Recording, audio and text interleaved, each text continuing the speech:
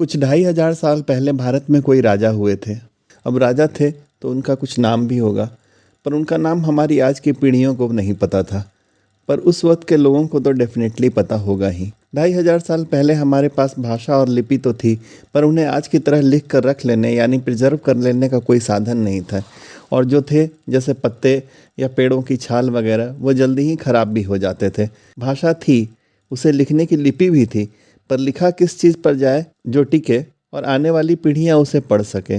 लिखने के साधन जैसे पत्ते और स्याही के चलन में आने के पहले लोग चीज़ों को याद कर लेते थे और अपने बच्चों को रटा देते थे, पर ये चीज़ें परमानेंट नहीं थी। तो उस राजा ने देखा कि एक पड़ोसी मुल्क का बादशाह चट्टानों पर उसकी खुद की लिपि में कुछ लिखवा दे रहा है ताकि पीढ़ियों तक उसके लोग उसे पढ़ सके। तो इस राजा को भी आइडिया आया और उसने भी यही काम करवा दिया। समय का पहिया घूमता रहा, ये राजा भी नहीं रहे, उनकी प्रजा और उनकी संतानें और उनकी पीढ़ियां भी अलग अलग राजाओं की प्रजा बनते बनते जीवन यापन करती गई। और एक समय आया कि किसी को पता तक नहीं रहा कि 2500 वर्ष पहले कोई राजा भी कहीं हुए थे। वक्त बीतने के साथ साथ भाषा भी बदलती गई और नई नई लिपियां भी आती गई और पुरानी भाषाएं और लिपियां विलुप्त होती गई। समय बीतने के साथ साथ लिखने के साधन भी विकसित होते गए और नई पीढ़ियां उन्हें पढ़ पढ़ कर उनके अतीत का जानती रही। पर उस राजा या उसके राज्य के बारे में वह नहीं जान पाई, क्योंकि उनके होने का कोई एविडेंस ही नहीं था। कुछ पत्थर उन्हें खुदाई में मिले थे जिन पर कुछ लिखावट जैसा दिख रहा था, पर किसी को पता नहीं चल पा रहा था कि वो क्या है, क्या लिखा है, किसने लिखवाया है और कब लिखवाया है। पर ऐसे मिलने वाली चट्टानें, पिलर्स, गुफाएं जिन पर कुछ लिखा हुआ सा लगता था, उत्सुकता का कारण बनी रही। और तब के राजाओं, सुल्तानों ने इसे सहेज कर रखा और कुछ ने तो अपनी राजधानी में या नज़दीक उठवा कर रखवा दिया। समय का पहिया अब भी घूमे जा रहा था। वो पुराने राजा और बादशाह भी इस दुनिया से चले गए, पर वो पत्थर जिन पर 2500 साल पहले उस राजा ने कुछ लिखवाया था अब भी था। उस भाषा और लिपि को पढ़ने की कोशिश जारी थी, पर किसी को सफलता नहीं मिल पा रही थी। अब आ गया था साल 1837 और एक ब्रिटिश स्कॉलर जिसका नाम था जेम्स प्रिंसिप, उसने या उसकी टीम ने उन लिपियों, स्क्रिप्ट्स को पढ़ ही डाला कि उन पत्थरों पर क्या लिखा था। इतना ही काफ़ी था। इतिहास के पन्ने उल्टी दिशा में फड़फड़ाकर 2500 साल पहले के पन्नों पर आकर रुक गए। 1837 में आज के हम इंसानों को पहली बार पता चला कि आज से लगभग 2500 साल पहले कोई राजा हुआ था जिसका नाम था अशोक।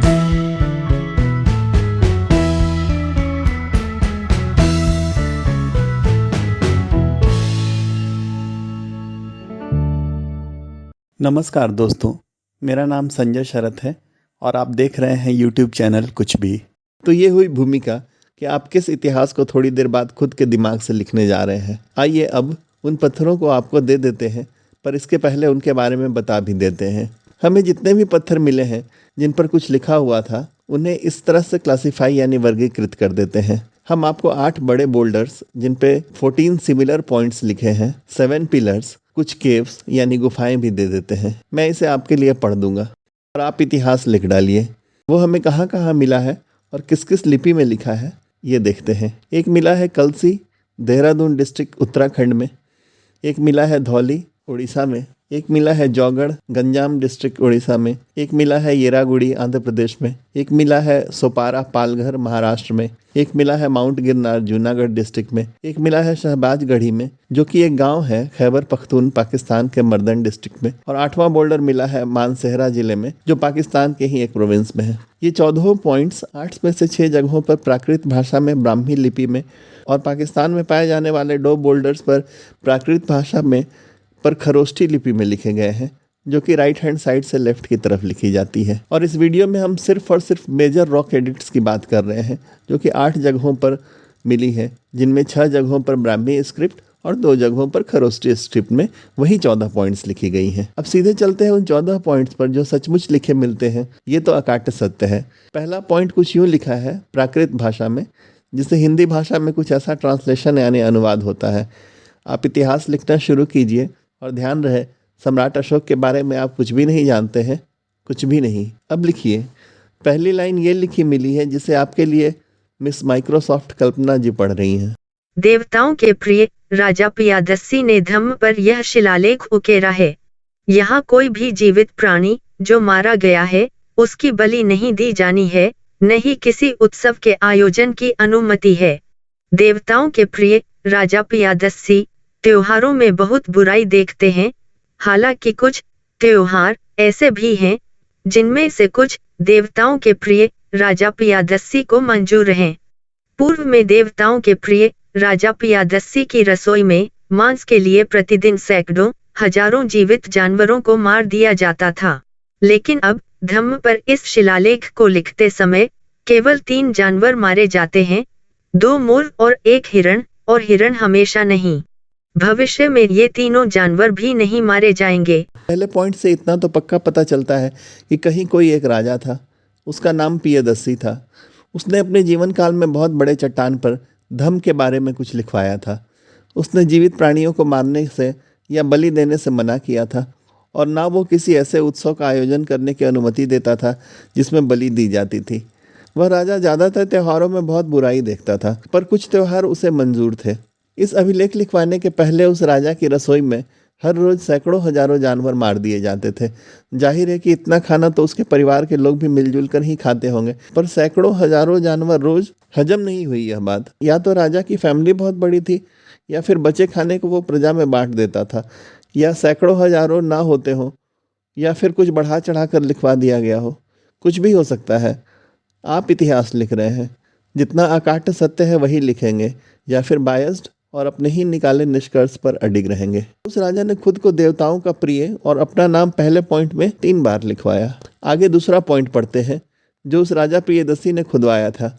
ध्यान रहे, आप बिल्कुल ब्लैंक हैं और सिर्फ ऊपर की लिखी बातें जानते हैं। मिस माइक्रोसॉफ्ट कल्पना जी, ब्राह्मी लिपि में दूसरे पॉइंट्स को हिंदी में ट्रांसलेट कर पढ़िए। देवताओं के प्रिय राजा पियादस्सी के साम्राज्य में और यहाँ तक कि इसकी सीमाओं पर कोला, पांड्य, सत्यपुत्र, केरल पुत्र और सीलोन तक और एंटियोकस नामक यूनानी राजा के साम्राज्य में हर जगह, और वे राजा जो उस एंटियोकस के पड़ोसी हैं, हर जगह देवताओं के प्रिय राजा पियादस्सी ने 2 चिकित्सा सेवाएं प्रदान की हैं। इनमें मनुष्य की चिकित्सा देखभाल और जानवरों की देखभाल शामिल है। औषधीय जड़ी बूटियां जो मनुष्य या पशु के लिए उपयोगी हैं, वहां लाई और लगाई गई हैं जहां वे नहीं उगती हैं। इसी तरह जड़ें और फल जहां नहीं उगते वहां लाए और लगाए गए हैं। सड़कों के किनारे कुएं खोदे गए हैं और मनुष्यों और जानवरों के उपयोग के लिए पेड़ लगाए गए हैं।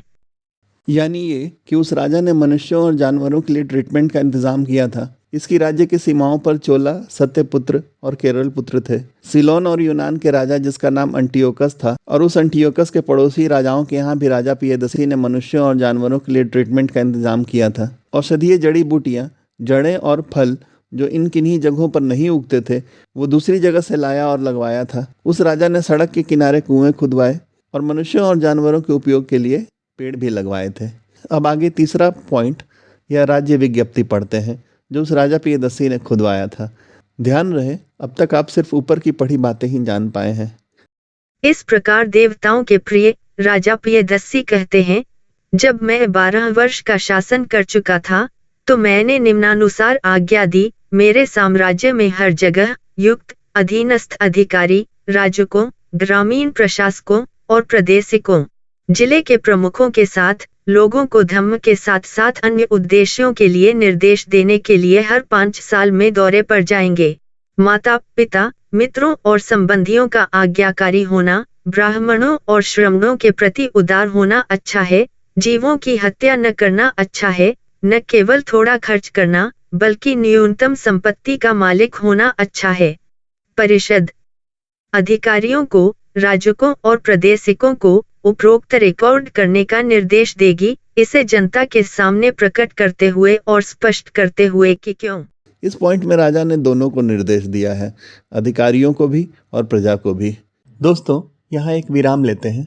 बाकी के 11 पॉइंट्स या एडिक्ट्स या राज्य विज्ञप्ति हम अगले 2 एपिसोड्स में देखेंगे और जानेंगे कि इस राजा प्रियदस्सी ने और क्या क्या लिखवाया था इन 8 बड़े बड़े बोल्डर्स पर। आशा है वीडियो पसंद आ रहा होगा।